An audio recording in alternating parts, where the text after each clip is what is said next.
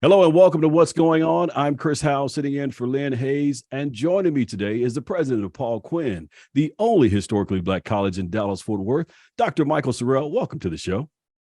Hey, thank you, Chris. I'm always thrilled to be here with you guys. Absolutely, man. Well, we got you on today to talk all things Paul Quinn, but we also want to talk about this recent decision by the U.S. Supreme Court regarding affirmative action. So, as we get into the conversation, let's start with that. I mean, what were your initial thoughts on this decision and its potential effects on educational opportunities for underrepresented minority students? Well, truthfully, it wasn't surprising to me. The court has signaled that this was the direction that they were going to go. What we have to understand is that we are dealing with an activist court that has been cemented to serve a out of step conservative agenda. And that was settled when two of those Supreme Court seats, which should have been appointed by Democratic presidents, were not. And that was completely out of bounds. But it just goes to show you that the right has been committed to a long game agenda that they have been willing to do anything to enact. And so we see a decision now which very clearly was designed to attack and disenfranchise people who have already been attacked and disenfranchised. I mean, it begs the question, just how many seats do white people want in these schools, right? I mean, it's not as if 40% of these schools were African American and Latino. We're talking about single digits for African American and barely into the double digits for Latinos. But there is a narrative that has been put forward that these individuals who will benefit from this decision, that they are always, if not for affirmative action, if not for the existence of unqualified, and I'd say that in quotes, air quotes, unqualified Black and Latinos, their lives would be better. And that's just not the case. If you didn't, if all these opportunities and all these benefits inure to you, and you still come up short, that's not about us. That's about you. Wow. To talk about overall campus life and how you think it could be affected because of this, because we all know the benefits of being in a diverse environment. And so, how do you think the students will be impacted as a result of something such as this? Well, I want to say something about the benefits of diverse environments. Diverse environments are only beneficial when they are welcoming environments, right? Where they are environments where you are treated with respect and as equal and as people of value. We sometimes in our community make the mistake of assuming that just because we're hanging out with others, that all is magically better. I am taken back to a podcast that I watched or I listened to. It was Malcolm Gladwell's Revisionist History, and it was talking about the civil rights movement and the Brown versus Board of Education. And what people need to know about me is that I am a lawyer because I idolize Thurgood Marshall and Charles Hamilton Houston, and the way that they argued a line of cases which remade America to be just, or at least give the appearance that justice was possible. And the case, and that was my area of scholarship, right? Like I wrote my undergraduate thesis on the civil rights movement. This is sort of the area that I have always been attracted to. I was a African American studies minor in college. Like this stuff is interesting to me. And one of the things that came out in that podcast was that when the schools were desegregated, it destroyed the Black schools, and that Black students weren't getting an inferior education back then. They were actually getting an exceptional level of teaching because the teachers were people from their own communities. They were their parents. They were their parents' friends. They were their neighbors. People took a personal interest. Where the disadvantage came in was that we didn't have access to the same caliber of materials, right, of resources. But the instruction was phenomenal. And so when you integrated the schools, we sent the students without sending the administrators and teachers. This is like going to war and sending ground troops with no air support, with no Navy. So we sent our babies to be ravaged by racism and racist people. And without any support and cover, our own institutions and schools suffered dramatically from this. And so now this is a price that we are continuing to pay to this day. You still see people. Do you know that there are African Americans here that don't even know the Black National Anthem, who have been taught that their own institutions are inferior? And do you know who tells them that? Counselors who don't come from their institutions, don't come from their communities, aren't familiar with their culture. So we have done what Carter G. Woodson said don't do, which is send our children to our adversaries to educate. And this is why all of this becomes problematic. So, look, will it be beneficial to historically Black colleges? I mean, what's been beneficial to historically Black colleges is a reminder that racism still exists and that the lengths to which people will go to perpetuate it. Every time Eric Garner or a George Floyd is murdered, every time you see a racist incident on college campuses like the University of Missouri or University of Oklahoma, every time you see those things, that drives people back to historically Black colleges because they want their kids to be safe. And you should want your kids to be safe. You know what? You raise a very good point. I mean, and actually, that's one of the things I was going to ask you about this. In light of the Supreme Court's decision, do we now, or should parents, and not that we shouldn't have always been, but should we really be looking closer at HBCUs to figure out how we can maybe right some of the wrongs that you just pointed out? Well, I don't think you decide you want to go to HBCUs because the PWIs kicked you out, right, and told you weren't wanted or it was an unwelcoming environment. I think you decide that you want to go to HBCUs because you want what we do so well, which is we put our arms around our students. We hold them close. We rigorously challenge them from a place of love, not tolerance. And that makes all the difference in the world. So I don't want people sending me their children because they felt like, oh, I can't go here, so at least I can go there. Right? No, keep your kid, right? Keep your kid, keep your attitude, keep your mindset, right? I want you to send me your child if you believe that what we are going to do for them is in alignment with what you want from them. Because look, man, a whole bunch of people are willing to send their young men and women to third, fourth, fifth tier schools where they are nothing more than numbers and paychecks for people than to send them to us where we would put our arms around them and make them stars. Yeah. Talk about I guess so as we wrap up this portion in terms of affirmative action, our students have always had barriers in front of them. But again, in light of what just took place, do you see this as another barrier and that they're now going to have to overcome? And how do you advise parents to possibly overcome this hurdle? So yes, it is absolutely another barrier. But to be Black in America is to live a life full of barriers. Right? Like that's just, we all know it. I mean, it just is what it is. I mean, my parents never educated me to believe anything other than that. But they also told me that there were ways to break through those barriers. And you break through these barriers by being prepared, by understanding the power of entrepreneurship, not just business creation, but life creation, right? To be entrepreneurial in your thoughts and your actions, to stop looking to others for your own salvation.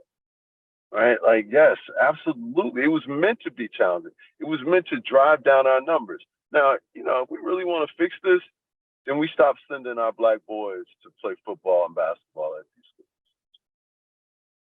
schools. Right? Like, if we start telling people we think the student body should be representative in the same demographic space as your football team, I promise you things would change in a hurry. What people don't, Chris, it's funny, what people don't really realize is who did more to integrate the Southern universities than anyone else? Bear Bryant. Bear Bryant played a football game in the 1960s against USC. USC had a talented running back named Sam Cunningham.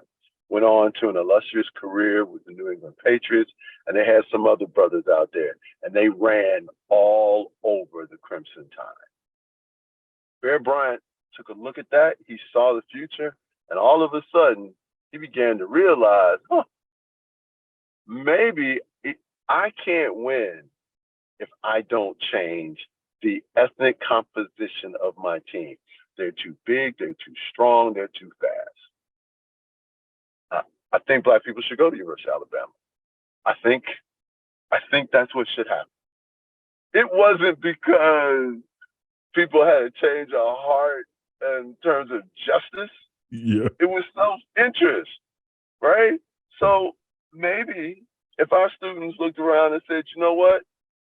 I'm not coming to your school unless you are willing to address this issue. And by the way, to the Supreme Court, how fake can you be? You address affirmative action, but you don't address the rest of the preferences, right? Because why stop there? What are you going to do about legacy? Right? What are you going to do about athletics? Right? Oh, you just picked on this. When we all know that if you really want to be serious, you got to go get the other two as well. Yeah. But that won't happen. Only that one factor was addressed. So, Doctor, if you're just tuning in, you're listening to What's Going On. I'm Chris Howell in for Lynn Hayes, and I'm talking with Dr. Michael Sorrell, the president of Paul Quinn College. And Dr. Sorrell, I want to ask you, what inspired you to pursue a career in higher education leadership? Oh, Janetta Cole. So I went to Oberlin College for undergrad, and by the way, I went to predominantly white schools that were welcoming and made me feel valued and wanted, right? So I've seen this thing when it can work. And I've seen it when it doesn't work. I'm the only person in my family who went to PWIs. My sister went to HBCU. My mother went to HBCU. Like when you went to college in my family, my grandmother, my cousins, my aunt, everyone went. But what I was gonna say is Janetta Cole had dinner one night at Oberlin. And I'm coming back from basketball practice. I'm in the student union. And one of my friends says, hey, you want to come have dinner with us? We got Janetta Cole in town. And I'm sitting there. I said, wait, Janetta Cole, the president of Spelman? And he said, yeah. Now, mind you, Chris, this is 18, 19-year-old version of me. So I'm still in my fully trifling mode. Okay, let me just be very, very clear. And I'm sitting there and I'm like, wait a minute, I don't have to eat dinner in the cafeteria? He said, no. And I was like, and she's the president of Spelman, and the sisters at Spelman are fine. There is no downside for me having a relationship with the president of Spelman. Now, ironically, my wife is a Spelman alum, all right? So it all worked out well for your boy, okay? But I go to dinner, and I sit there, and if you don't know Janetta Cole, she is the essence of regalness. She is something that I have to be honest with you, I have rarely encountered in my life. At the end of those 2 hours, I had been magically transformed. And I sat there and said, you know what? If this is what HBCU presidents are like, then this now becomes one of my goals. The ironic thing about it was, it's not as if I decided to go get a doctorate or I decided to change my career pursuits. I still went to law school. I still went off to pursue wealth and, tried to be involved in, buying an NBA basketball team and all these other things. In the back of my mind, my third goal for my life, my career was my last, or I thought would be my last job, would be being an HBCU president. And, men plan and the Lord laughs, right? So he turned it into my thing. I thought it would be the last thing. He turned it into my thing. I am forever grateful that the Lord showed me a different way. Because it is a true honor to have your people hand you their children and their dreams. And I just can't think of a better way to spend my life. Yeah, I was going to say, man, and you're grateful, and the many parents and students are grateful as well. I mean, over 16 years, I mean, you've been extremely successful at Paul Quinn, a number of successes there. I guess, what would you say has been your greatest accomplishment throughout your 16-year tenure? Oh, I don't think I've had it yet, right? I'm not wired Wow. to look back and celebrate what I've done. I'm wired to look forward and think about all that I haven't done. But to the extent that the things that make me proud are teaching students that people didn't believe in to believe in themselves and in the inevitability of their own success. Um, we're winning and we're going to win. And at some point in life, man, you need soldiers who stand on the battlefield and fight. And we fight at Paul Quinn College. We make no apologies for it. We are unbossed and unbought. Love it. Love it. So when you say you don't look back, I mean, so that means you're only looking forward. What is that thing you envision most happening that hasn't happened for you just yet? Because I'm telling you, Oh, man, you've had a lot of great success. no, I've been blessed. I absolutely have been blessed. But we're going to build a global network of urban work colleges, just like Paul Quinn. And we're going to implement those. We're trying to eradicate poverty. And people will tell you, oh, education cures poverty. Man, Chris, education doesn't cure poverty. Money cures poverty, right? So we're going to teach our folks how to create wealth for themselves and their families, what to do with it, and then how to exercise the power that that wealth creates. Wow. And like I said a moment ago, you've had a lot of professional success. I mean, in terms of being president of Paul Quinn College, you're a father, husband. How do you balance all of this, and how do you take care of yourself throughout this process of all the things that you do? My mother told me something when I was growing up. And it took me a minute to really understand. She said, Michael, you can't dance on every set. And, I was kind of like, what's a set? What are you talking about, right? Like, I mean, can't you just say song? You can't dance to every song, okay? That would have made more sense, Mom. But she said you can't dance on every set. And what what she was saying to me is you have to pick where you play and Mm. you have to pick what you do, and you can't be all things to everyone. My primary responsibility in this life is to be a wonderful husband and father. And I love my people. I love my job. But, too many people fall for the siren call of being important and neglect their family. So for me, I'm uncompromising about the time that I spend with my wife and children. On Saturdays, I disappoint a lot of people who invite me to things on Saturdays, and I'm not doing that. Yeah. Saturdays are my days with my kids and my wife, and I'm blessed. My son is a high level athlete. My daughter is just amazing, right? And I actually like my wife, right? Like I like spending time with my wife. So I make that my first priority. I try to exercise, at least 6 times a week. You have to be a bit militant to get that in. Um, and and you're gonna work awfully hard, but at some point you just have to carve out some time. And I've realized a lot of times I can't make everyone happy. So I don't try. I live with the reality that I disappoint large numbers of people every day. I just can't disappoint the three that matter the most, and then the people who pay me, right? There Like you that, are. those are the folks that I have to honor the most. Well, man, thank you so much. I think that is great advice for all of us. I knew that it was going to be a great conversation and talking with you, and we just appreciate you for your leadership and your courage and your opportunity to really lead by example for so many young people and for us throughout the community. So, Dr. Michael Sorrell, thank you for joining us today. No, thank you. And I also want to give a shout out to just the station and this show, because there are dwindling amounts of places we can go where the truth is told. And you all have told the truth. I've lived in Dallas almost 30 years, and Lynn has told the truth. The show has told the truth. And in a time where that's becoming more difficult to find, I am appreciative that you all exist. Thank you. All right. Thank you, my brother. And to the audience, stay with us. More of what's going on coming up in just a moment.